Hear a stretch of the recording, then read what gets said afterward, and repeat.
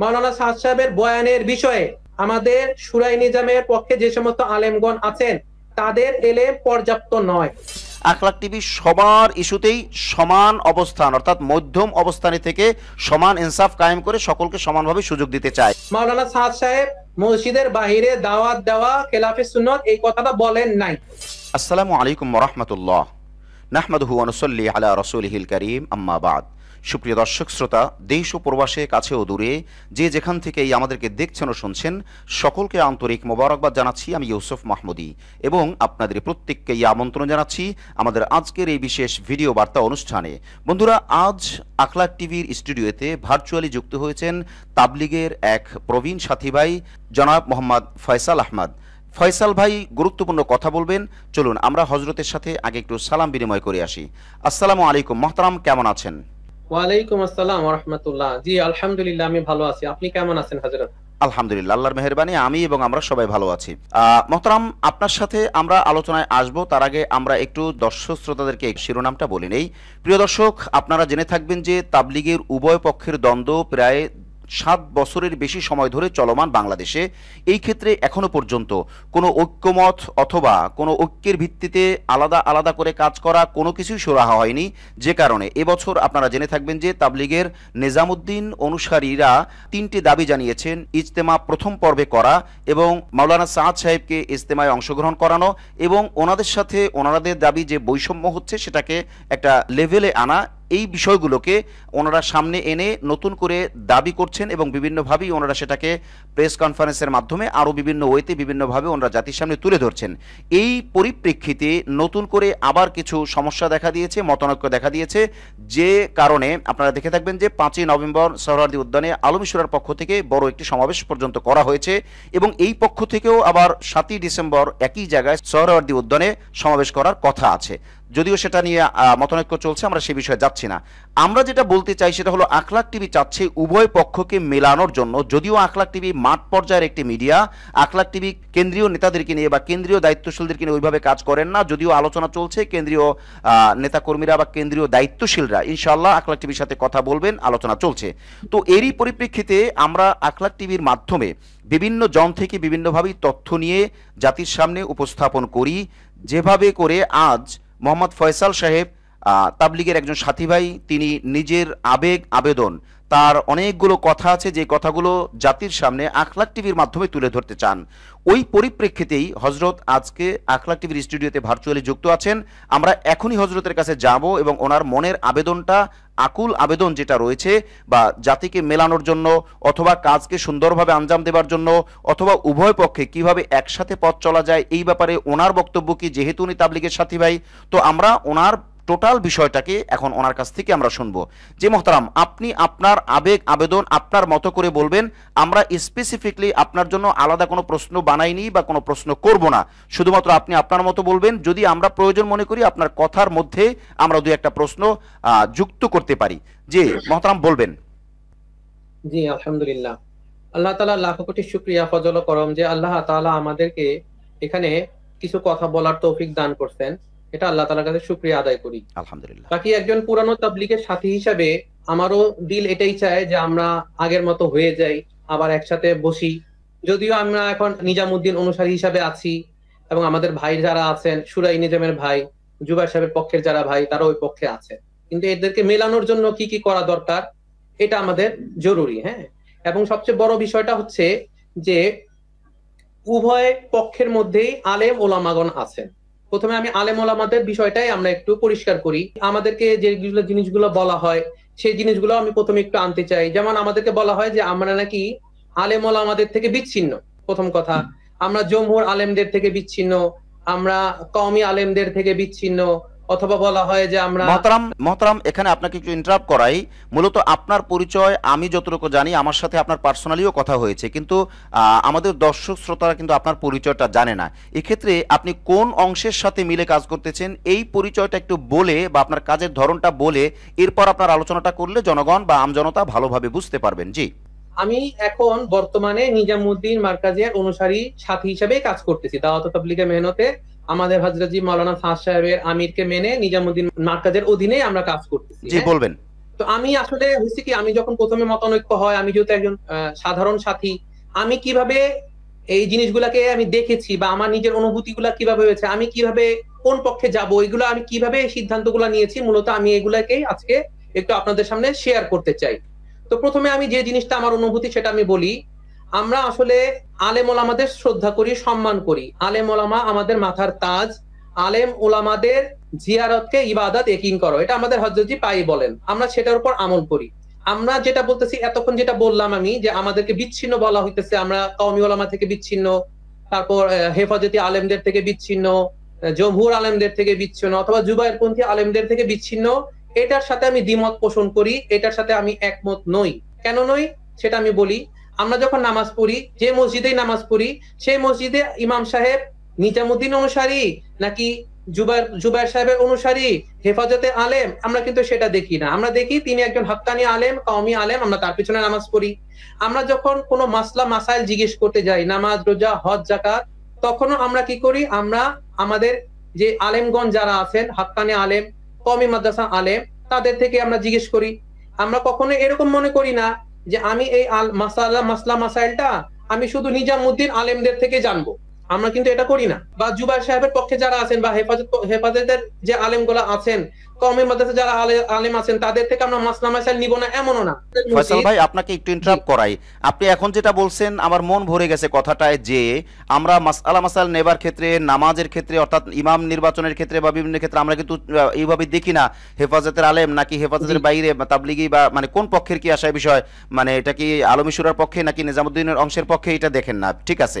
কিন্তু অনেক সাথীরা তো হেফাজতের আলেম অথবা আলমী শুরার আলেমদেরকে নিয়ে বিভিন্ন রকমের কটু মন্তব্য করে, বিভিন্ন রকম কথাবার্তা বলে। এই ব্যাপারে আপনার বক্তব্যটা কি? আচ্ছা, এ ব্যাপারে আমার বক্তব্য করব, জি কিন্তু আমি বলতে চাচ্ছি যেটা, সেটা আমি আসবো। জি আমি বলতে চাচ্ছি যে উভয় পক্ষে হচ্ছে কাউমি আলেম, উভয় পক্ষ হচ্ছে কাউমি আলেম, উভয় পক্ষ হচ্ছে হাক্কানি আলেম। জি সেই হিসাবে তাদেরকে আমরা শ্রদ্ধা করি, সম্মান করি। তারা উভয় পক্ষের আলেম, আমাদের মাথার তাজ। জি কোরআনের ধারক বাহক হওয়ার কারণে জি আমরা উভয় পক্ষকে হক মনে করি, উভয় পক্ষের সাথে আমরা আছি। প্রথমে এটা আমরা পরিষ্কার করে নিতে চাই। জি এটা বলার উদ্দেশ্য হচ্ছে আমাদেরকে যাতে কখনো এটা বলা না হয় যে আপনারা আলেমদের থেকে বিচ্ছিন্ন আছেন। এখন আমরা তাদের থেকে মাসলা মাসাইল নিচ্ছি, তাদের ইমামতিতে আমরা নামাজ পড়তেছি, আমরা আলেমদের সাথে আছি। মূল কথা হলো এটা। এখন কেউ যদি আমাদেরকে বলে বিচ্ছিন্ন, সেটা তাদের বিষয়, আমরা এটার সাথে একমত নই। আমরা সমস্ত হক্কানি আলেম, সমস্ত হেফাজতের আলেম, সমস্ত জুবাইর সাহেবের পক্ষে যারা, তাদের সবার সাথে আমরা আছি। কারণ তাদের থেকে আমরা মাসলা মাসাইল নেই, তাদের থেকে আমরা তাদের ইমামতিতে আমরা নামাজ আদায় করি, আমরা তাদের সাথেই আছি। আপনারা আমাদেরকে যতই দূরে সরাইয়া দেন, আমরা নিজেদেরকে মনে করি আমরা সমস্ত আলেমদের সাথে আছি। প্রথম কথার কথা স্পষ্ট করলাম। তাহলে এখন আপনারা কি, তাহলে আসি, ফয়সাল ভাই, আপনি বা আপনারা কি মনে করেন আলেমরা আপনাদেরকে দূরে সরায় দিচ্ছে? হযরত আমাদেরকে বলা হইতেছে, আপনি জানেন, প্রচার প্রসারণা দেখেন, আমাদেরকে বলা হইতেছে এরা আলেম বিদ্বেষী জামাত, এরা আলেমদের থেকে বিচ্ছিন্ন। এই কথাটা তো এখন না, 7 না, বছর এটা ধরে কিন্তু, শুনতেছি, এটা তাই না? কিন্তু ফয়সাল এটা ভাই, অজানা ফয়সাল নয়। ভাই, ফয়সাল ভাই, এটা কিন্তু যারা বা যে এইটা করে, আপনি যদি একটু সোশ্যাল মিডিয়াতে নজর দেন তাহলে দেখবেন এতাঁতি অংশের অনেক ভাই এমন কটু বাক্য করেন যেটা সাধারণ মানুষ, মানে তাবলিগের মানুষ তো কল্পনাই করা যায় না, আম জনতা একদম সাধারণ, যে তাবলিগের কাজের সাথেও জড়িত না, সেও এই কটু বাক্য বলবে না, এরকম কিন্তু আছে। আবার এই পক্ষেও আছে, আমি কোনো পক্ষকেই নির্দোষ বলছি না। তো যারা এরকম করছে তাদেরকে মিন করে ওই কথাগুলো বলা হবে, কিন্তু শান্তিপ্রিয় যে সাথী ভাই, তাদের ব্যাপারে তো আমার মনে হয় না যে এরকম কখনো বলা হয়। জি বলবেন। পুরো পুরো জামাতটাকে, অর্থাৎ নিজামুদ্দিন ওঠে যারাই আছে, তাদের ব্যাপারে বাজ বিচারহীন ভাবে যে কি কোনো কত কথা বলেছে কি বলে না, এটাও দেখা হয় না। অনেক সময় বলা হয় কি যে এরা সবাই আলেম বিচ্ছিন্ন, এরা সবাই আলেম বিদ্বেষী, অথচ আমরা আলেমদের সাথে আছি। আমার মূল কথা হলো, আপনারা আমাদেরকে আলেম বিদ্বেষী বলেন, ওলামা বিচ্ছিন্ন যাই বলেন, আমরা আলেমদের সাথে আছি, আলেমদের সাথেই থাকবো। প্রথম কথাটা স্পষ্ট। এখন তাহলে আসি, আমাদের পার্থক্যটা কোথায় হলো। নিজামুদ্দিনের মধ্যে যারা আলেম আছেন তারা কাউমি আলেম, তারা হক্কানি আলেম, এদের মধ্যে কোনো পার্থক্য নেই। উভয় পক্ষকে আমরা যথাযথ রেসপেক্ট করি, সম্মান করি। পার্থক্যটা হলো কোথায়? এখন আসি মূল পয়েন্টে। পার্থক্যটা হচ্ছে মাওলানা সাদ সাহেবের বয়ানের বিষয়ে। এখন তাহলে মাওলানা আমি সাদ সাহেবের ফয়সাল ভাই, বয়ানের বিষয়ে যে আপনাকে পার্থক্যটা হলো, আপনাকে আমি এই প্রশ্নটা কিন্তু করতাম, যদিও আমাদের আলাদা কোনো প্রশ্ন নাই, এই প্রশ্নটা করতাম যে ভাই, আপনার যে দিলের ব্যথা, আপনি যে সকলকে এক জায়গায় চাচ্ছেন, যেমন আখলাক টিভি এক জায়গায় চাইতেছে, যে কারণেই তো এই আয়োজন, আখলাক টিভি সকলকে কথা বলার স্পেস দেয়, আপনাকে এখন লাইভে সংযুক্ত করা সম্ভব না, মানে টাইমিং মেনটেন হচ্ছে না, যে কারণে আপনাকে আলাদা সময় দিয়ে রেকর্ড নেওয়া হচ্ছে। তো আপনিও যেটা চাচ্ছেন যে একসাথে পথ চলতে চাই, আমরাও চাই একসাথে পথ চলতে, কিন্তু এটা শুরুটা কিভাবে হলো, যেটা আপনি শুরু করেছেন সাদ সাহেবের বয়ানের ব্যাপারে, আপনি এই ব্যাপারটা ইনসাফের সাথে বলবেন, যাতে করে আমরা আমাদের দূরত্বটা কমে যায়। জি জি আমি ইনসাফের সাথে বলছি। হ্যাঁ, তো এখন মাওলানা সাদ সাহেবের বয়ানের বিষয় যেটা হলো, এখন এই জায়গাটার মধ্যে পার্থক্য হয়ে গেল। হ্যাঁ, পার্থক্যটা যে হয়ে গেল, এখন আমরা তাহলে কোন পক্ষের কথা শুনবো বা কোন পক্ষের মধ্যে যাবো? আমরা মাওলানা সাদ সাহেবের বয়ানের বিষয়ে ওনারাও বলতেছে, এনারাও বলতেছে, আমরা কোন পক্ষের দিকে যাব? বা আমি 2017-18 সালের দিকে আমি কিভাবে একটা একটা পক্ষকে অবলম্বন করলাম, আমি কেন জুবাইর সাহেবদের পক্ষের সাথে নাই, এই জিনিসগুলো আমি একটু আলোচনা করতেছি। এখানে দেখেন, এখানে বিষয়টা হচ্ছে, প্রথমে আমি একটু ক্লিয়ার করি, মাওলানা সাদ সাহেবের বয়ানের বিষয় হচ্ছে দুইটা জিনিস। একটা হচ্ছে এটা যে মাওলানা সাদ সাহেব কি আসলে বয়ানে সেটা বলেছেন নাকি বলেন নাই। প্রথম পয়েন্ট খেয়াল করেন, স্টেপ 1, জি মাওলানা সাদ সাহেব বয়ানে কি বলেছেন নাকি বলেন নাই, এই স্টেপ 1টা আমাদেরকে একটু দেখতে হবে। তারপরে স্টেপ 2 যদি হয় হ্যাঁ মাওলানা সাদ সাহেব বলেছেন, তারপরে কোরআন হাদিসের কথাগুলো আসবে যে উনি কি আসলে যেটা বলেছেন সেটা কি কোরআন হাদিসের সাথে সাংঘর্ষিকপূর্ণ নাকি কোরআন হাদিসের সাথে মিল আছে, কোরআন হাদিস দিয়েই বলেছেন নাকি তিনি বিপরীত কিছু বলেছেন, সেটা হলো পরের স্টেপে। প্রথম স্টেপটা আমি একটু ক্লিয়ার করি। আমরা যখন এই জিনিসটা জানলাম যে এই ঘটনাগুলো ঘটলো, যেমন আমি আপনাকে অনেকগুলো কথা বলতে পারি যে বিষয়গুলো নিয়ে আমাদের সাধারণত মাওলানা সাদ সাহেবের বিষয়ে যে জিনিসগুলা নিয়ে আলোচনা ফয়সাল হয়েছে ভাই, ফয়সাল ভাই, সেই এখানে 2018 সাল থেকে। এখানে আপনাকে একটু জিজ্ঞাসা করা প্রয়োজন, এটা আমি আমার প্রয়োজনে দর্শক শ্রোতাদের তাকাও যায়, তারা এই প্রশ্নটা করবে আমি ধারণা করি, সেই জন্য জিজ্ঞাসা করা যে বিষয়টা তো এলমি ব্যাপার, বিষয়টা আলেমদের ব্যাপার। সেখানে আপনি আমাকে যতটুকু পরিচয় দিয়েছেন যে আপনি একজন ইংরেজি শিক্ষিত মানুষ বা জেনারেল শিক্ষিত মানুষ, সব মিলিয়ে আপনি আলেম না। তো আপনি যেহেতু একজন আলেম না, তবে অবশ্যই আপনি প্রবীণ তাবলিগের সাথী, সব মিলিয়ে আপনি দিনদার মানুষ, এটা ঠিক আছে। তা আপনি আলেম না হয়েও আলেমদের ব্যাপারে, ইলমি ব্যাপারে আপনি যে কথা বলছেন, এটা কি প্রপার হবে বা এটা কি ঠিকঠাক হবে বলে আপনি মনে করেন? দেখেন, প্রথম কথাটা ছিল যে এটা তো আসলে আলেমদের বিষয়, আলেমরা মীমাংসা করে নিবেন, সেটা আমরা আশা করতেছি সেই 2016-17 সাল থেকেই। জি 7 বছর পর্যন্ত আমরা আশা করতেছি জুয়ার সাহেবের পক্ষে যারা আছেন তারা বসুক, আমাদের পক্ষে তো সবসময় বলতেছে বসার জন্য রাজি আছি, তারা তাদের দায়িত্বটা পুরো করতে পারতেছে না। দায়িত্বটা পুরো করতে পারতেছে না বলে আমরা আমাদের দিলের অনুভূতিটা, আমাদের দিলের চাহাতটা আপনাদের সামনে প্রকাশ করতে চাচ্ছি। জি হ্যাঁ, বলেন। আমি আমার ব্যাপারটা, আমার কথাটা আমি কন্টিনিউ করি। জি তো দেখেন, এখানে যে জিনিসগুলো সাধারণত আলোচনা হয়েছে, যেমন হেদায়েত আল্লাহর হাতে, এই বিষয়টা নিয়ে মতানৈক্য, মানে বক্তব্য আসছে। আলেমদের বেতন নেওয়া জায়েজ না না জায়েজ, এটা নিয়ে কথা আছে। অলিমা নিয়ে যে বিষয়টা আছে এটা নিয়ে কথা আছে।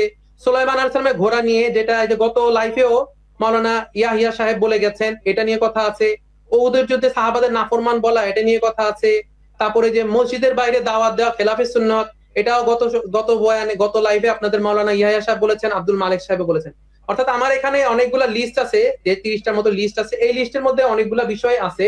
তো আমি তো আজকে হয়তো সময় পাবো না যে সবগুলা বলার জন্য, জি তবে আমি কিছু কিছু জিনিসগুলো আলোচনা করে বলবো, যেটা আমাদের এখানে, আমাদের যে বিষয়টা আমি আলোচনা করব, কোন পক্ষের আলেমগণ মাওলানা সাদ সাহেবের ব্যাপারে এলেম রাখেন, কোন পক্ষের আলেমগণ মাওলানা সাদ সাহেবের বয়ানের বিষয়ে আলেম রাখেন, তাদের এলেমটা যথাযথ পরিপূর্ণ, আর কোন পক্ষের আলেমদের মাওলানা সাদ সাহেবের বয়ানের বিষয়ে এলেম পরিপূর্ণ নয়, এটা আমি একটু আপনাদের সাথে এইখানে আলোচনা করব। প্রথমে এটা জিনিসটা বলে নেই, মাওলানা সাদ সাহেবের বয়ান, যেটা প্রথম স্টেপ আমি বলেছিলাম যে বলেছেন কি বলেন নাই, এটার সাথে কোরআন হাদিসের কোনো সম্পর্ক নাই। এই যে আপনি আমাকে যে একটু আগে জিজ্ঞেস করলেন যে আপনি জেনারেল মানুষ হয়ে কিভাবে এই বিষয়ে আলোচনা করতে চাচ্ছেন, প্রথমে আমি বলতে যাচ্ছি যেটা কোরআন হাদিসের সাথে সম্পর্কযুক্ত নয়, যে মাওলানা সাদ সাহেব বয়ানে কি বলেছেন এবং কি বলেন নাই। একটা এক্সাম্পল দেই, এক পক্ষ বলছে মাওলানা সাদ সাহেব বলছে হেদায়েত আল্লাহর হাতে নাই, এটা বলেছেন। আরেক পক্ষ বলছেন যে হেদায়েত আল্লাহর হাতে আছে, এটা বলেছেন। এখন আছে বলেছেন নাকি নাই বলেছেন, এটা যদি আমি কোরআন শরীফের আয়াত সূরা দিয়ে খুঁজতে যাই, সেটা কিন্তু পাবো না। কোন হাদিসের মধ্যে ওটা নাই। কেন নাই? কারণ কোরআন নাজিল হয়েছে 1400 বছর আগে, মাওলানা সাদ সাহেব বয়ান করেছেন 1400 বছর পরে। তাহলে আমাকে যদি সেটা জানতে হয় কোরআন হাদিস দিয়ে, এটার আমি সলিউশন করতে পারবো না। বলেছেন কি বলেন নাই সেটা জানার জন্য আমাকে মাওলানা সাদ সাহেবের বয়ানটা জানতে হবে। এই বিষয়ে আমি আপনাকে বলি, আমি যতগুলো বিষয় বললাম আরো আছে, প্রায় 30টার মতো মাওলানা সাদ সাহেবের বয়ানের বিষয় আছে। তা আমি বলতে যাচ্ছিলাম যে হেদায়েত আল্লাহর হাতে আছে অথবা হেদায়েত আল্লাহর হাতে নাই, এই বিষয়টা কোরআন হাদিস দিয়ে কিন্তু প্রমাণ করা যাবে না যে মাওলানা সাদ সাহেব বলেছেন হেদায়েত আল্লাহর হাতে আছে এটা বলেছেন, নাকি হেদায়েত আল্লাহর হাতে নাই এটা বলেছেন। এটা কিন্তু কোরআন হাদিস দ্বারা প্রমাণ করা যাবে না। কেন যাবে না? কোরআন নাজিল হয়েছে 1400 বছর আগে, মাওলানা সাদ সাহেব বয়ান করেছেন 1400 না বছর ফয়সাল ভাই, পরে। ফয়সাল ভাই, তাহলে এখানে আমাকে, শুনেন, এখানে যদি একজন আলেম থাকতেন তাহলে আমি কথা বলতে স্বাচ্ছন্দ্য বোধ করতাম। যেহেতু আপনি আলেম না, আপনি কিছু মনে করবেন না প্লিজ। কোরআনে তো হেদায়েতের কথা বলা আছে, যেমন রাসূল সাল্লাল্লাহু আলাইহি সাল্লাম তার চাচা আবু তালেবকে যখন দাওয়াত দিয়েছিলেন, তখন আবু তালেব কিন্তু ইসলাম গ্রহণ করেননি। অথচ তখন আয়াত নাজিল হয়ে গিয়েছে, ইন্নাকা লা তাহদি মান আহবাবতা ওয়ালাকিন্নাল্লাহু ইয়াহদি মান ইয়াশা, যে হেদায়েত রাসূলকে বলা হচ্ছে যে হেদায়েত আপনার হাতেও না, যদি আপনার প্রিয় মানুষও হয়, তো হেদায়েত কার হাতে? ওয়ালাকিন্নাল্লাহু ইয়াহদি মান ইয়াশা, হামেশা হেদায়েত আল্লাহর হাতে।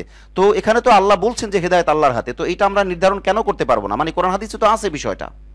কোরআনে আছে যে হেদায়েত আপনার হাতেও নাই, হেদায়েত একমাত্র আল্লাহ তাআলার হাতেই আছে। আল্লাহর হাতে। এটা তো কোরআনে আছে, এটা আমরা জানি, এটা আমরা সবাই বুঝি। হ্যাঁ, কিন্তু মাওলানা শাহ সাহেব কি হেদায়েত আল্লাহর হাতে আছে বলেছেন নাকি হেদায়েত আল্লাহর হাতে নাই বলেছেন? এটা কিন্তু কোরআনের কোথাও লেখা নাই।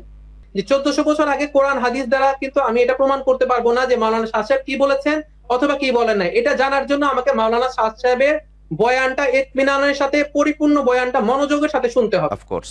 এই জায়গাটার মধ্যে আমি একটু স্পেসিফিক একদম খোলাখুলি ভাবেই বলি, এই জায়গাটার মধ্যে জুবায়ের সাহেবের পক্ষে যারা আলেম আছেন তাদের কাছে এই বিষয়ের এলেম নাই, তাদের কাছে মাওলানা শাহ সাহেবের বয়ানের এলেম নাই। আমি এই এক্সাম্পলটা দিয়ে বলি, আপনি যে সমস্ত আলেমরা এই মাওলানা শাহ সাহেবের নামে পুরো বাংলাদেশ সমস্ত আলেমই এগুলো কথা বলেছেন এবং প্রচার করেছেন অথবা শুনেছেন, আপনি জুবায়ের সাহেবের পক্ষে যে সমস্ত আলেম আছেন তাদেরকে গিয়ে একটু জিজ্ঞেস করেন, আচ্ছা হাজরা বলেছেন যে হেদায়েত আল্লাহর হাতে নাই, আপনি আমাকে সেই বয়ানটা একটু দেন, সেই বয়ানটা আপনি আমাকে দেন। আমি আপনাকে বলতে পারি সূরা নিজামের যত আলেম আছে তাদের 90% আলেমের কাছেই এই বয়ানটা নাই, তিনি দিতেই পারবেন না। এখন তিনি কি বলবেন? অমুক হুজুরের থেকে শুনেছি, অমুক কিতাবে লেখা আছে, এইগুলা বলবেন আপনাকে। 90% পর্যন্ত, সেটা 90% আমি ধারণা করলাম কম বেশি, মানে বেশিরভাগ আলেমের কাছে এই বয়ানটাই নাই, অথচ তারা এই মাওলানা শাহ সাহেবের নামে মন্তব্য করে যাচ্ছে। এখন আসেন, কিছু আলেম আছে যারা আপনাকে বলতে পারবে হ্যাঁ এই বয়ানটা আছে, তাহলে বয়ানটা শোনান। আপনাকে বয়ানটাও তিনি শোনাবেন। কি শোনাবেন? হেদায়েত আল্লাহর হাতে, তো আল্লাহ নবীদেরকে কেন পাঠাতেন? আপনাকে শুধু এই একটা লাইন মাওলানা শাহ সাহেবের তিনি উর্দুতে শোনাবেন, হেদায়েত আল্লাহর হাতে, তো আল্লাহ নবীদেরকে কেন পাঠাতেন, এইটুকু শোনাতে পারবেন। আচ্ছা, এখন তাকে জিজ্ঞেস করেন যে হযরত এটা তো বললেন, তাহলে এর পরের লাইনে মাওলানা শাহ সাহেব কি বলেছেন সেটা বলেন, ঠিক এর পরের লাইনে কি বলেছেন সেটা বলেন। উনি দিতে পারবে না। তারপর বলবেন যে মাওলানা শাহ সাহেব এই কথাটা বলার আগের লাইনগুলোতে কি বলেছেন সেটা বলেন, তিনি সেটাও দিতে পারবেন না। তাহলে এখান থেকে আমি একটা জিনিস কনক্লুশন ড্র করি, সেটা হচ্ছে মাওলানা শাহ সাহেবের একটা এক্সাম্পল দিয়ে আমি বলতেছি, মাওলানা শাহ সাহেবের বয়ানে কি বলেছেন কি বলেন নাই সেটার কোন রেকর্ডিং, ভয়েস রেকর্ড বেশিরভাগ জুবায়ের সাহেবের পক্ষে যে সমস্ত আলেমগণ আছেন তাদের কাছে নাই। যদি কারো কাছে থাকেও সেটা 1 লাইন 2 লাইন 2-4 লাইন আছে, সেটার পরিপূর্ণ বয়ান অথবা আগের লাইনগুলো পরের লাইনগুলো তাদের কাছে নাই। তার মানে হচ্ছে মাওলানা শাহ সাহেবের বয়ানের রেকর্ডিং এর বিষয়ে অথবা বয়ানের বিষয়ে জুবায়ের সাহেবের পক্ষে যে সমস্ত আলেমগণ আছেন তাদের কাছে এই এলেমটা নাই। তাহলে এক পক্ষের বিষয়টা আমি ক্লিয়ার করলাম, তাদের কাছে এই এলেম নাই। এখন অপর পক্ষে আলেম আছেন যারা নিজামউদ্দিনের পক্ষে যারা আলেম আছেন তাদের কাছে আপনি এই কথাটা নিয়ে যান, তারা আপনাকে সেই বয়ানটা শোনাবেন, সেই বয়ানটা শোনাবেন, আগের লাইন পরের লাইন সমস্ত লাইনটা শোনাবেন। শোনানোর পর উনি একদম স্পেসিফিক ভাবে আপনি নিজেও বুঝতে পারবেন মাওলানা শাহ সাহেব এটা কি প্রেক্ষিতে বলেছিলেন। আমি একদম সংক্ষেপে, যেহেতু সময় কম আমাকে দিয়েছেন, আমি সংক্ষেপে 2-1 লাইনের মধ্যে বলে দিই। এটা মাওলানা শাহ সাহেব নির্দিষ্ট একটা শ্রেণীর মানুষ যারা হেদায়েত আল্লাহর হাতে আছে এটা মনে করে কোন দাওয়াতের মেহনত করবে না, কোন মেহনতের দরকার নাই, অর্থাৎ মেহনতের যে একটা সুন্নত আছে এটাকে অস্বীকার করতে চাচ্ছেন, তাদেরকে নির্দিষ্ট করে তাদেরকে ইসলাহ করার জন্য মাওলানা শাহ সাহেব এটা বলেছেন। এটা কিন্তু সবার জন্য বলেন নাই। যেমন আমি আপনাকে এক্সাম্পল দেই, কোন মানুষ যদি এটা মনে তাহলে করে ফয়সাল ভাই আপনি কথাটা কন্টিনিউ করবেন, আমি আপনাকে একটু ইন্টারাপ্ট করাই। তাহলে এই কথাটা আপনি যে ব্যাখ্যাটা দিচ্ছেন, ব্যাখ্যাটা চমৎকার হয়েছে, কিন্তু এই ব্যাখ্যাটা তো সাদ সাহেবের কাছ থেকে আসলে তখন কি সবচেয়ে সুন্দর হইতো না?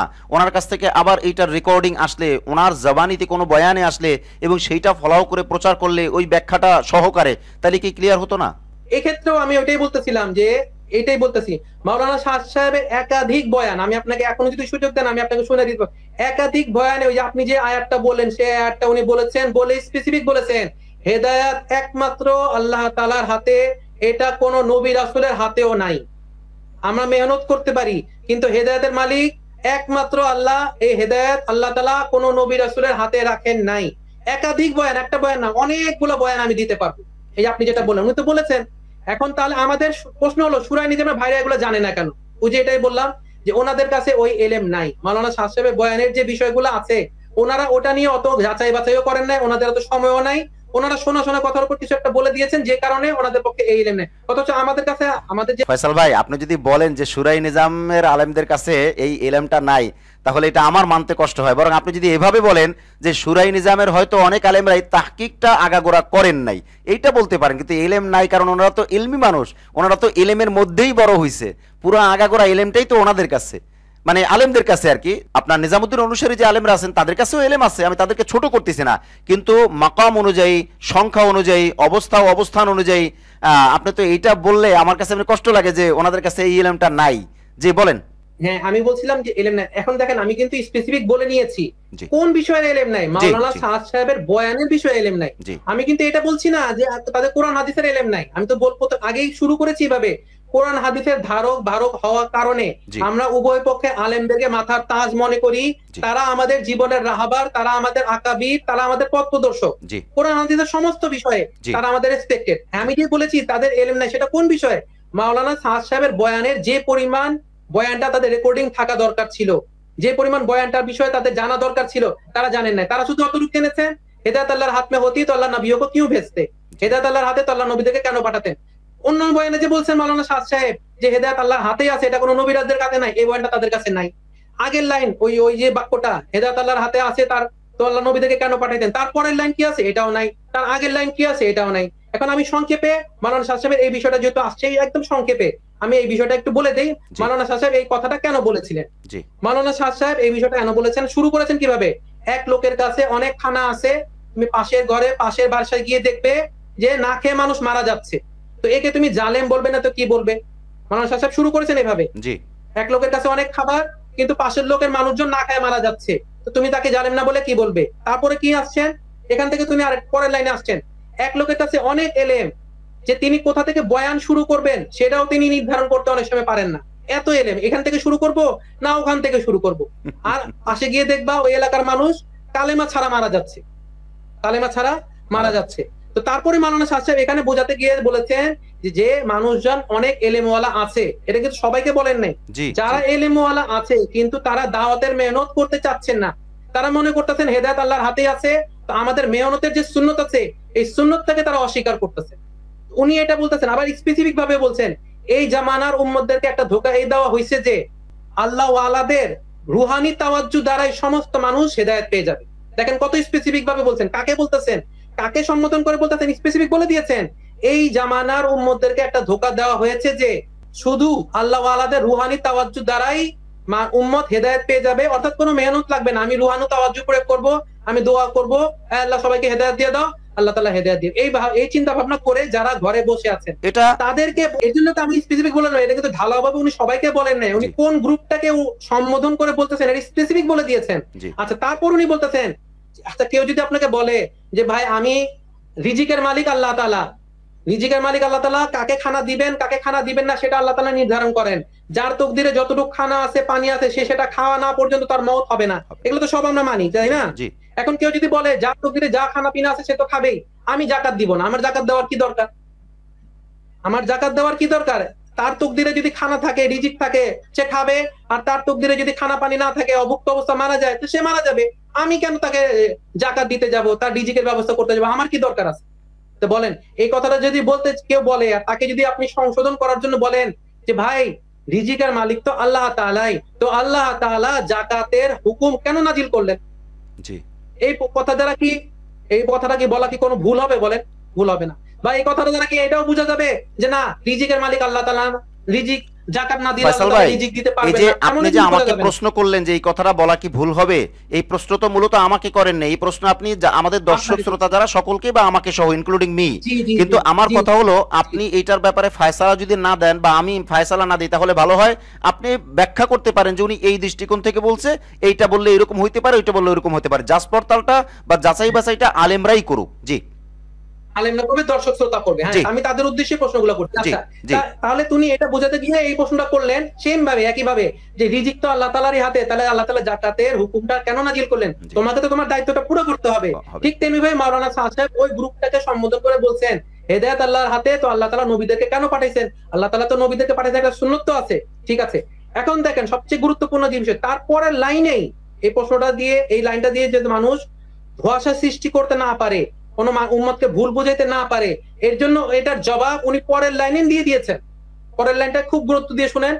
পরের লাইনে বলছেন আল্লাহ তাআলা হেদায়েত দেওয়ার জন্য আম্বিয়া আলাইহিস সালামদেরকে মেহনতের জন্য দুনিয়াতে পাঠাইছে। তাহলে কিন্তু পুরো পরিষ্কার হয়ে গেল ওই লাইনটা কি বুঝাইছেন। আল্লাহ তাআলাই হেদায়েত দেন, এটা কিন্তু স্পেসিফিক বলছেন আল্লাহ তাআলা হেদায়েত দেওয়ার জন্য আম্বিয়া আলাইহিস সালামদেরকে মেহনতের জন্য দুনিয়াতে পাঠিয়েছেন, তাহলে মেহনত করবে দুনিয়াতে আম্বিয়া আলাইহিস সালাম, হেদায়েত কে দিবে? আল্লাহ তাআলাই দিবে। আপনি যদি অন্য কোনো বয়ান নাও নেন, যেখানে মাওলানা সাহেব স্পেসিফিক ভাবে বলছে হেদায়েত নবী রাসূলদের হাতেও নাই, একমাত্র আল্লাহর হাতে, অনেক বয়ান আছে, সেগুলো নাও নেন, অন্তত ওই বয়ানটাও যদি নেন এবং তারপরের লাইনটাই যদি শুনেন যে আল্লাহ হেদায়েত দেওয়ার জন্য আম্বিয়া আলাইহিস সালামদেরকে মেহনতের জন্য দুনিয়াতে পাঠিয়েছেন, তাহলেই কিন্তু জিনিসটা ক্লিয়ার হয়ে যায়। তাহলে সেই 2017-18 সাল থেকে আমরা এটা শুনতেছি, মাওলানা শাহ সাহেব বলছেন হেদায়েত আল্লাহর হাতে নাই। 5ই নভেম্বরে যে সোহরাওয়ার্দী উদ্যানে হইলো, এখানেও সেই একই কথা বলা হইতেছে। আমাদের আপত্তিটা ওই জায়গাটায়, মাওলানা শাহ সাহেব অনেক বয়ানে বলছেন, সেগুলো তো আপনারা জানেন না অথবা নেন নাই। আর তারপরে ওই বয়ানটা শুনছেন, ওই বয়ানটাও পরের লাইনটাও নেন নাই, আগের লাইনটাও নেন নাই, নিলে সব পরিষ্কার হয়ে যেত। তাহলে কনক্লুশনটা কি ড্র করতেছি আমি? কনক্লুশনটা ড্র করতেছি যে জুবায়ের সাহেবের পক্ষে যারা আছে তাদের উদ্দেশ্য করেই বলতেছি যে আপনি জুবায়ের সাহেবের, আমি যে প্রশ্নগুলো বললাম, যে যে বিষয়গুলো নিয়ে তারা আপত্তি করেছে, তাদেরকে আপনি প্রথম কথা হচ্ছে আপনি ওই সমস্ত আলেমদের থেকে, জুবায়ের সাহেবের পক্ষে যে আলেম আছে তাদের থেকে বলবেন যে মাওলানা শাহ সাহেবের সে বয়ানটা দেন। বয়ানটা ম্যাক্সিমাম মানুষ দিতে পারবে না, ম্যাক্সিমাম আলেম তাদের দিতে পারবে না, দিতে পারলে এক লাইন দিবে। এক লাইন যখন দিবে তাকে বলবেন হেদায়েত আল্লাহকে হাত মে হতে আল্লাহ নবী কো কেন পাঠাইছেন, তো এরপরে এলেন কি বলেছেন এটা জিজ্ঞেস করেন, তিনি ওটার উত্তরও দিতে পারবে না। আগে কি কি বলেছেন সেটাও দিতে পারবে না। কাকে উদ্দেশ্য করে মাওলানা শাহ সাহেব বলেছেন সেটাও দিতে পারবে না। তাহলে আমি এখান থেকে আরো কন্টিনিউ করব। আমি এখান থেকে একটা ছোট থেকে একটা কনক্লুশন ড্র করি। মাওলানা শাহ সাহেবের বয়ানের বিষয়ে আমাদের শুরাই নিজামের পক্ষে যে সমস্ত আলেমগণ আছেন তাদের এলেম পর্যাপ্ত নয়। অপরদিকে নিজামউদ্দিন আলেমের যারা আছেন তাদের কাছে মাওলানা শাহ সাহেবের ওই পরিমাণ বয়ান মওজুদ আছে, যেটা দিয়ে ওনারা জুবায়ের সাহেবের আরোপিত অভিযোগগুলোকে খণ্ডন করে মাওলানা শাহ সাহেবের প্রকৃত বয়ানে কি বুঝেছেন সেটা বলতে পারবে। তাহলে এক পক্ষের কাছে মাওলানা শাহ সাহেবের বয়ানের এলেম আছে, আরেক পক্ষের কাছে মাওলানা শাহ সাহেবের এলেম অপর্যাপ্ত বা পরিপূর্ণ নাই।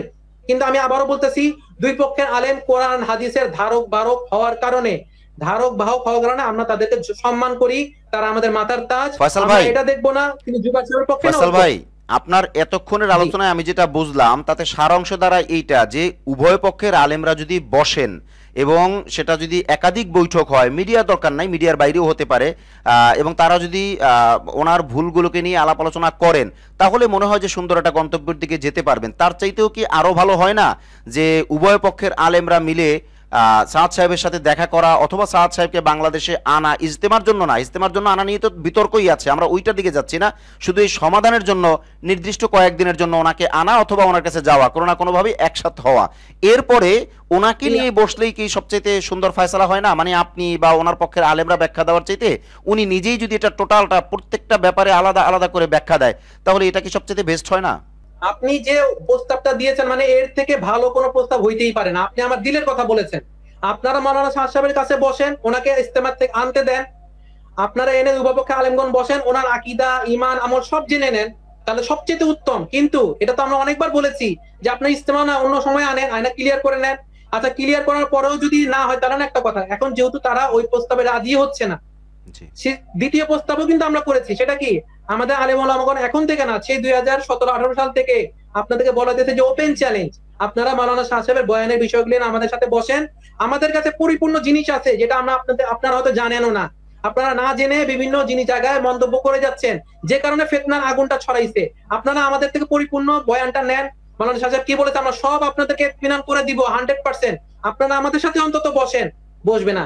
আমি আকলাক টিভিকে আপনার জরিয়ায় একটা রিকোয়েস্ট করতে চাই, সেটা হচ্ছে ওনারা যদি ওভাবে নাও বসেন, অন্তত আকলাক টিভি দুইজনের পক্ষ থেকে আলেমদেরকে নেন, যে সমস্ত বিষয়গুলি নিয়ে তাদের আপত্তি, আমাদের কাছে পরিপূর্ণ ডকুমেন্ট আছে, আমরা পরিপূর্ণভাবে তাদেরকে ইতমিনান করাতে পারবো।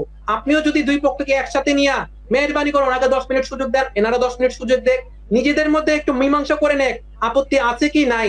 আমরাও তো অন্ধ পূজারি না, আমরা মাওলানা শাহ সাহেব যদি ভুল বলে থাকে আমরা কেন মানবো? কিন্তু আমরা তো জানি মাওলানা শাহ সাহেব বয়ানে আগে কি বলেছেন পরে কি বলেছেন, আমরা ইতমিনান হয়েছি, সঠিক পেয়েছি বলেই মাওলানা শাহ সাহেবকে অনুসরণ করতেছি। আমি একটা এক্সাম্পল দিলাম, আমাকে যদি আরেকটু সুযোগ দেন, মাওলানা ইয়াহিয়া সাহেব গত 2টা লাইভে 2টা কথা বলেছেন, বা এছাড়া আরো জি সমাবেশে বিভিন্ন কথা বলেছে, আমি সেগুলো বিষয়ে ফয়সাল দু একটা ভাই, আলোচনা করতে চাই। আমাদের সময় একদমই কম, এরপর আপনাকে যে কথাটা দাবি করছেন এটা পরে আমি মানে এখনই বলতে দিচ্ছি, কিন্তু তার আগে আমার একটু কথা দর্শক শ্রোতাদের জন্য আমরা সবিনয় অনুরোধ করতে চাই সকলকে, মানে জেহেন সাফ করে বোঝার জন্য আমরা আবেদন করতে চাই, আখলাক টিভি কোনো এক পক্ষের পক্ষ হয়ে কখনো কাজ করবে না।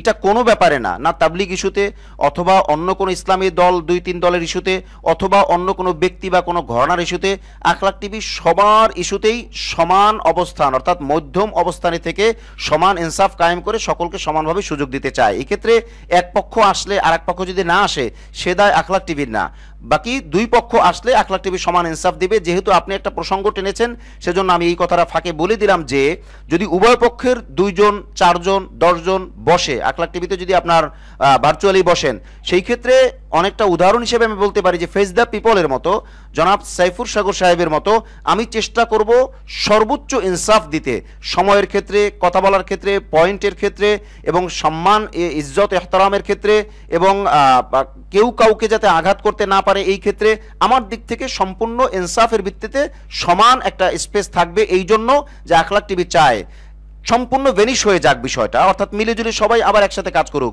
তা যদি নাও হয় অন্তত মাঠ পর্যায়ে যারা দর্শক শ্রোতা আছেন তারা যাতে নিজেরা কাদা ছোড়াছুরি করা, ব্যাড কমেন্ট করা, কেউকে খারাপ বলা, এগুলি যাতে না বলেন না করেন, অর্থাৎ নিজের আমল নামা যাতে খারাপ কাজের দ্বারা ভারী না করেন, এই জন্য আমরা কাজ করে যাচ্ছি। অতএব আখলাক টিভির পক্ষ থেকে সকলের জন্য সমান স্পেস, এটা আপনার কথার পরিপ্রেক্ষিতে আমি সকলকে আবারও শুনিয়ে দিলাম। যে মহতারাম, আপনি আপনার কথাগুলোকে একটু শেষ করবেন সংক্ষেপে।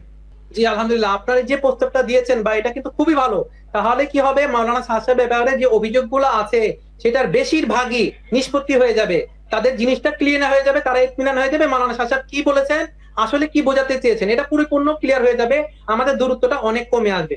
আচ্ছা, তাহলে আমি আরেকটা পয়েন্টে যাব, সেটা হচ্ছে মাওলানা ইয়াহিয়া সাহেব এর এই লাইফের আগের একটা লাইফে উনি বলেছেন মসজিদের বাহিরে দাওয়াত দেওয়া খেলাফে সুন্নত, এটা উনিও বলেছেন। মাওলানা আব্দুল মালিক সাহেব উনিও বলেছেন যে মাওলানা সাদ সাহেব নাকি বলেছেন মসজিদের বাহিরে দাওয়াত দেওয়া খেলাফে সুন্নত। এই বিষয়ে আমি একটু বলতে চাই। প্রথম কথাটা বলতে চাই, মাওলানা সাদ সাহেব মসজিদের বাহিরে দাওয়াত দেওয়া খেলাফে সুন্নত এই কথাটা বলেন নাই, একদম স্পেসিফিক নির্দিষ্ট করে বললাম, মাওলানা সাদ সাহেব মসজিদের বাহিরে দাওয়াত দেওয়া খেলাফে সুন্নত এটা বলেনি নাই। তাহলে কি বলেছেন সংক্ষিপ্ত ভাবে বলি, এবং এখান থেকে কি ভুল উপস্থাপনাটা হয়েছে সেটা আমি সংক্ষেপে বলবো, টু দা পয়েন্ট, কোনো ইরান তুরনের কথা না। জি মাওলানা সাদ সাহেব যেটা বলেছেন সেটা আমি আমার ভাষায় নির্যাস সেটা বলতে যাচ্ছি। মাওলানা সাদ সাহেব বলেছেন যেটা, সেটা হচ্ছে কর্মব্যস্ত মানুষ দোকানে, ঘরে, পার্কে, হ্যাঁ, কারখানায়, দোকানে, পার্কে, হোটেলে, এই সমস্ত জায়গার মধ্যে মানুষগুলো অনেক ব্যস্ত থাকে। এই সমস্ত জায়গায় মানুষ কি থাকে, অনেক ব্যস্ত থাকে। এই সমস্ত জায়গায় গিয়ে তুমি লম্বা চওড়া বয়ান শুরু করে দিও না, তুমি লম্বা বয়ান শুরু করে দিও না, বরং তুমি সংক্ষেপে দাওয়াত দাও, মুক্তাসার তাওহীদ আকিদাত ইসালাত মুক্তাসার দাওয়াত দাও, মুক্তাসার দাওয়াত দিয়ে তাকে মসজিদে আসার দাওয়াত দাও। মসজিদে যদি সে আসে, সে তো কাজ থেকে ফারেক হয়ে আসছে, এখন তুমি 1 ঘন্টা 2 ঘন্টা তাকে কথা বলো, তাকে বুঝাও, তাকে ইমানি আলোচনা করো, জান্নাতের কথা বলো, জাহান্নামের কথা বলো। এই কথাটা মাওলানা সাদ সাহেব বলেছেন, ঠিক আছে? এখানে কি বলেছেন আমি একটু, যদি আপনি অনুমতি দেন, আমি একটু মাওলানা সাদ সাহেবের ওই জিনিসটা একেবারে সংক্ষেপে 1-2 মিনিটে আমি পরে একটু শুনে দিই, তাহলে আপনাদের জিনিসটা ক্লিয়ার হয়ে যাবে। জি একটু সংক্ষেপ করবেন, বলবেন। জি দেখেন কি বলেছে, আমি পড়ে শোনাই, হ্যাঁ, বাংলায় পড়ে শোনাই। আমি বারবার নিজামুদ্দিনের সাথীদেরও মজমার প্রতিও আরজ করছি যে আমাদের গাস্তের উদ্দেশ্য হচ্ছে লোকদেরকে মসজিদে নিয়ে আসা, ঘরে, দোকানে, পার্কে, হোটেলে বয়ান করা সুন্নতের খেলাফ। উনি বলেছেন বাতে করা, বাতে বলতে ইন্ডিয়ান সাথীরা বয়ান বুঝায় জি অনেক সময়, জি জি জি এটা না সাহাবাদের তরিকা না নবীদের তরিকা, বরং তাদেরকে সংক্ষিপ্ত দাওয়াত দিয়ে মসজিদের পরিবেশে নিয়ে আসো যে আমরা আপনার সাথে মসজিদে বিস্তারিত ভাবে দিনের কথা বলতে চাই, জি ঠিক আছে? এই শুধু এতটুকুই। এখন ওনারা এটাকে কি বানিয়েছেন, ওনারা বলেছেন মসজিদের বাইরে দাওয়াত দেওয়া খেলাফি সুন্নত। তো মাওলানা সাদ সাহেব বলেছেন দোকানে, হোটেলে, যেখানে কর্মব্যস্ত থাকে জি সেটা বলেছেন, আর ওনারা বানিয়ে দিয়েছেন মসজিদের বাইরে। তাহলে প্রথম বিকৃতি, কারণ মসজিদের বাইরে মানুষ 2 অবস্থায় পাওয়া যেতে পারে, একটা হচ্ছে সে ফ্রি আছে, ফারেক আছে, অবসর আছে, তাদেরকে তো মাওলানা সাদ সাহেব বয়ান দিতে না করে নাই, দীর্ঘক্ষণ কথা বলতে না করে নাই, যদি সেটা মসজিদের বাইরে। মাওলানা সাদ সাহেব কোথায় নিষেধ করেছেন, মসজিদের বাইরে যারা কর্মব্যস্ত আছে, উনি কিন্তু মসজিদ শব্দই আনেন নাই, মসজিদ কে বাহার এই শব্দই নাই, এই পুরো বয়ানের মধ্যে মসজিদ কে বাহার দাওয়াত দেনা খেলাফে সুন্নত এই লাইনটাই নাই। লাইনটা কি আছে? দোকানে হোটেলে যেখানে মানুষ ব্যস্ত আছে তোমরা সেখানে গিয়ে বয়ান তাহলে দিও না, ভাই ফয়সাল সংক্ষিপ্ত ভাই, দাওয়াত দাও। ফয়সাল ভাই তাহলে সাদ সাহেব জি কি আপনি যেভাবে বলছেন এইভাবেই বলেছেন যে मस्जिद के बाहर जो लोग काम में है, मशगूल है, फैक्ट्री में है, रास्ता पे है, पार्क पे है, এইরকম বলছেন? হ্যাঁ, আমি আবারও শুনে শুনে দিই আপনাকে। জি ঘরে, উনি কিন্তু মসজিদের বাইরে বলেনি নাই, খেয়াল করেন। ঘরে, দোকানে, পার্কে, হোটেলে বয়ান করা সুন্নতের খেলাফ। এটা সাহাবাদের তরিকা না, নবীদেরও তরিকা না। বরং তাদেরকে সংক্ষিপ্ত দাওয়াত দিয়ে মসজিদে পরিবেশে নিয়ে আসো যে আমরা আপনাদের সাথে মসজিদে বিস্তারিত দিনের কথা বলতে চাই, বাতে করতে চাই, মানে বয়ান করতে চাই, বা বড় লম্বা চড়া কথা বলতে চাই। জি তাহলে দুই ভাবে বিকৃতি ঘটলো। একটা দেখেন, উনি বলছে দোকানে, হোটেলে, অর্থাৎ যেখানে মানুষ ব্যস্ত আছে সেখানে গিয়ে বলছে সংক্ষেপে দাওয়াত দাও। আর ওনারা বলতেছেন কোনো দাওয়াতই দেওয়া যাবে না, কোনো দাওয়াত দিতেই নিষেধ করেছেন। অথচ মাওলানা সাহেব স্পেসিফিক বলছেন মুক্তাসার দাওয়াত দাও। তারা দাওয়াত দিতেও নিষেধ করেন নাই, মসজিদের বাইরেও বলেন নাই। দুই ভাবে বিকৃতি। আব্দুল মালিক সাহেবও করছেন, মাওলানা ইয়া সাহেবও বলছেন, মাওলানা শাহ সাহেব বলছেন মসজিদের, মাওলানা শাহ ফয়সাল সাহেব ভাই, বলছেন কর্মব্যস্ত ফয়সাল জায়গায়। ভাই এখানে আপনি যে অভিযোগটা করতেছেন এটা মূলত আব্দুল মালিক সাহেব, আমাদের সরেতাজ মুফতি ইয়াহিয়া ভাই, উনিও অনেক উচ্চ তবকার মানুষ, ওনারা আলেম মানুষ। এখন এই ব্যাপারটা আসলে ডিসকাস করতে হলে ওনাদের সাথে বসলে, অর্থাৎ ওনাদের সাথে আলেমরা বসলে এই পয়েন্টগুলো আনলে ভালো হয়। আপনি শুধু বিতর্কের যে বিষয়টা নাম না বলে ওই বিষয়টাকে ক্লিয়ার করেন। জি জি, তাহলে আমি বলছিলাম যে মাওলানা শাহ সাহেব বলছেন যারা দোকানে, হোটেলে কর্মব্যস্ত আছে তাদেরকে গিয়ে তোমরা মুক্তাসার দাওয়াত দাও। এটাকে আমাদের জুবাইর সাহেবের পক্ষে যারা আছেন তারা এটাকে এভাবে বলেছেন যে মাওলানা শাহ সাহেব মসজিদের বাহিরে দাওয়াত দিতেই নিষেধ করেছেন। এই যে কেন এটা হলো, এটা আমি জুবাইর সাহেবের পক্ষে যারা আছেন, এই বিকৃতিটা কেন ঘটলো? মাওলানা শাহ সাহেব বয়ানে বলেছেন একটা, আপনারা কেন সেটাকে অন্যভাবে রিপ্রেজেন্ট করেছেন? এটা আমি একটু তাদের কাছে প্রশ্ন রেখে যেতে চাই। আমি আবারও বলছি, মাওলানা শাহ সাহেব মসজিদ কে বাহার দাওয়াত দেনা খেলাফে সুন্নাত হ্যায় এটা বলেন নাই। উনি বলছেন দোকানে, হোটেলে, কর্মব্যস্ত জায়গায় ফয়সাল সংক্ষিপ্ত ভাই, দাওয়াত দাও, ফয়সাল ভাই বড় দাওয়াত দিও না। আপনি যেহেতু জি আলমীশুরার পক্ষের আলেমদের সকলকেই মিন করে বলছেন, অথবা যারা এই ব্যাপারে কথা বলছেন তাদেরকে মিন করে বলছেন, সেই ক্ষেত্রে মাঠ পর্যায়ের কোনো আলেম যদি আপনার সাথে বসতে অ্যাগ্রি হয় তখন আপনি কি তার সাথে বসবেন আখলাক টিভিতে ভার্চুয়ালি? জি, অবশ্যই অবশ্যই। ওকে ওকে আমি জি অবশ্যই, আমি যে যে বিষয়গুলো বলতেছি জি সেগুলো আমি জিম্মাদারির সাথে এবং বয়ানের রেকর্ডিং সহ, বয়ানের রেকর্ডিং শুনিয়ে আমি জুবাইর সাহেবের পক্ষে যে আলেমরা আছেন যারা যদি কেউ যদি কথা বলতে চান, আমি সরাসরি তৈরি আছি কথা বলার জন্য, যে বিষয়গুলো আমি কথা বলতেছি। জি তাহলে আমি এই বিষয়টা আলোচনা করলাম যে এখানে দুই ভাবে বিকৃতি ঘটানো হয়েছে। মাওলানা শাহ সাহেব বলছেন কর্মব্যস্ত লোক, ওনারা বানিয়ে দিয়েছেন মসজিদের বাইরে। মাওলানা শাহ সাহেব বলেছেন মুক্তাসার দাওয়াত দাও, ওনারা বানিয়ে দিয়েছেন কোনো দাওয়াত দিও না। তাহলে মাওলানা শাহ সাহেবের কথার বিকৃতি ঘটেছে বলেই আজ পুরো বাংলাদেশে ফিতনার আগুন জ্বলতেছে। দুইটা পয়েন্ট আমি আলোচনা করলাম, হেদায়েত আল্লাহর হাতে। তারপর হচ্ছে মাওলানা শাহ সাহেব বলছেন যে মসজিদের বাইরে দাওয়াত দেওয়া খেলাফে সুন্নাত, এই কথাগুলো মাওলানা শাহ সাহেব বলেননি। আচ্ছা, যেহেতু আমি প্রথমে বলে নিয়েছি যে আমি আলোচনা করব মাওলানা শাহ সাহেবের বয়ানের বিষয়ে। জি আমি আমার 7 বছর 8 বছরের তাহাকিক যাচাই পেয়েছি, আমি তো উভয় শ্রেণীর লোকদের থেকে বসি, জি এবং আমি সবসময় বলি আমাকে আলেমদের কাছে নিয়ে যান। সেটা জুবাইর সাহেবের পক্ষে যে যত বড় আলেম হোক, যে আলেম হোক, তাদের কাছ থেকে আমরা শুনি, এই পক্ষের আলেমদের থেকেও শুনি। আমি আমার ব্যক্তিগত অভিমত দিয়ে আমি শেষ করতে যাচ্ছি। সেটা হচ্ছে আমি দেখেছি যে মাওলানা শাহ সাহেবের বয়ানের বিষয়ে জুবাইর সাহেবের পক্ষে যারা আছেন তাদের এই বয়ানের বিষয়গুলো, আমি কিন্তু কোরআন হাদিসের কথা বলছি না, আবার সেটাকে অন্যভাবে রিপ্রেজেন্ট করা হবে। এর জন্য আমি আবারও বলে নেই, উভয় পক্ষে আলেমগণ কোরআনের ধারক বাহক হওয়ার কারণে আমাদের মাথার তাজ, তাদেরকে আমরা সম্মান করি। কিন্তু মাওলানা শাহ সাহেবের বয়ানের বিষয়ে জুবাইর সাহেবের পক্ষের যারা আছেন তাদের বয়ানের বিষয়ে যতটুকু পারদর্শী, যতটুকু এক্সপার্টাইজ থাকা দরকার ছিল সেটা আমি তাদের কাছে পাই নাই। কারণ মাওলানা শাহ সাহেব বলেছেন একটা, তারা বলেছেন আরেকটা।